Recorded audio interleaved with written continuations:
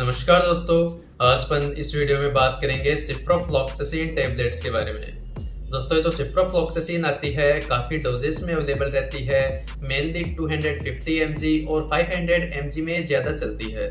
जो सिप्लॉक्स 500 होती है उसमें सिप्रोफ्लॉक्सासिन 500 mg होती है। इसमें डोज में वेरिएशंस होती है अकॉर्डिंग टू पेशेंट। जो पर्सन्स होते हैं उनके बॉडी वेट देखने के बाद, बॉडी सरफेस एरिया देखने के बाद जो डोज होती है वो डिसाइड की जाती है। लेकिन इसका जो फंक्शन होता है वो सभी में सेम ही होता है, क्योंकि ये जो सिप्रोफ्लॉक्सासिन टेबलेट्स होती है ये एंटीबायोटिक टेबलेट्स होती है। काफ़ी बार अपने कुछ इन्फेक्शंस हो जाते हैं बैक्टीरियाज की वजह से।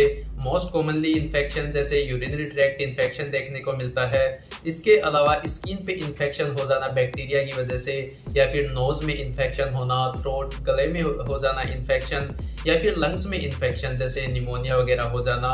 तो जो बैक्टीरियल इन्फेक्शंस होते हैं उस बैक्टीरियल इन्फेक्शंस को ठीक करने के लिए जो सिप्रोफ्लॉक्सासिन एंटीबायोटिक होती है वो दी जाती है। फ्लोरोक्विनोलोन्स जो केमिकल का जो कंपोजिशन होता है, केमिकल क्लासिफिकेशन होता है, फ्लोरोक्विनोलोन्स के से बिलोंग करती है सिप्रोफ्लॉक्सासिन। और एक प्रकार से जो बैक्टीरियाज होते हैं अपने शरीर के अंदर जो ग्रो करते रहते हैं इन्फेक्टेड साइट पे और इन्फेक्शन करते रहते हैं, उन बैक्टीरियाज को ये किल करता है, उनकी सेल वॉल सिंथेसिस को फॉर्मेशन में इनहिबिट कर देता है, जिसकी वजह से जो बैक्टीरिया होता है वो ग्रोथ करना स्टॉप हो जाता है और किल हो जाता है। मतलब उनको मारने का काम करती है सिप्रोफ्लॉक्सासिन। और धीरे धीरे जैसे जैसे बैक्टीरियाज की जो संख्या होती है वो कम होने लगेगी, वैसे वैसे धीरे जो इन्फेक्शन होता है वो ठीक होने लग जाता है। काफ़ी कंडीशंस में इसको प्रोफाइलेक्टिक यूज में भी काम में लिया जाता है। जैसे अगर किसी की सर्जरी हुई है, कोई छोटा ट्रॉमा वगैरह हुआ है, कोई इंजरी हुई है, तो उनको प्रोफाइलेक्टिक भी सिप्रोफ्लॉक्सासिन दी जाती है।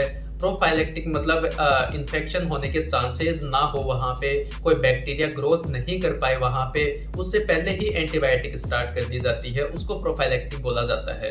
तो उस कंडीशन में भी ये जो सिप्रोफ्लॉक्सासिन जो होती है वो काम में ली जाती है। ये टेबलेट्स फॉर्म में भी आती है, लेकिन अगर किसी को ज़्यादा डोज या फिर ज़्यादा सीवियर इन्फेक्शन होता है तो उस कंडीशन में इसके इंजेक्शन भी लगाए जा सकते हैं। दोस्तों, ये जो सिप्रोफ्लॉक्सासिन होती है इसकी ये डोज अपने शरीर में ज़्यादा हो जाती है, तो उस कंडीशन में इसके कुछ साइड इफेक्ट्स या फिर दुष्प्रभाव भी देखने को मिल सकते हैं। जैसे पेशेंट को डिजीनेस, चक्कर आने लग जाते हैं, गैस्ट्रोइंटेस्टाइनल डिस्टर्बेंस मतलब डायरिया हो जाना, नोजिया, वोमिटिंग, जी मचलाना, उल्टी आना, ऐसे कुछ सामान्य दुष्प्रभाव देखने को मिल सकते हैं जो अपने आप रिजोल्व हो जाते हैं जैसे जैसे ड्रग की टॉक्सिसिटी डिक्रीज होती है वैसे वैसे। दोस्तों, अगर कोई वुमेन है वो प्रेगनेंसी स्टेज में है या फिर लैक्टेशनल स्टेज मतलब बच्चे को दूध पिलाने वाली स्टेज में हो, तो उनको ये दवा बहुत ज़्यादा सावधानियों के साथ में काम में लेनी चाहिए। अगर कोई पेशेंट है जिसके काफ़ी लंबे समय से लीवर फेलियर की शिकायत हो, किडनी फेलियर की शिकायत है, तो उनको भी ये सिप्रोफ्लॉक्सासिन टेबलेट्स बहुत ज़्यादा सावधानियों के साथ में काम में लेनी चाहिए, क्योंकि उनमें साइड इफेक्ट्स और टेटोजेनिक इफेक्ट्स आने के चांसेस बहुत ज़्यादा रहते हैं। दोस्तों, सिप्रोफ्लॉक्सासिन टेबलेट्स जो एंटीबायोटिक है उसको आप हमेशा डॉक्टर के परामर्श से ही काम में लें, डॉक्टर के प्रिस्क्रिप्शन से ही काम में लें। अपने आप से कोई भी दवा सेल्फ मेडिकेशन के रूप में काम में ना लें। दोस्तों, सिप्रोफ्लॉक्सासिन टेबलेट्स की इंफॉर्मेशन आपको थोड़ी भी इंफॉर्मेटिव लगी हो, थोड़ी भी नॉलेजेबल लगी हो तो वीडियो को लाइक एंड कमेंट जरूर कर दें। चैनल को सब्सक्राइब करना ना भूलें।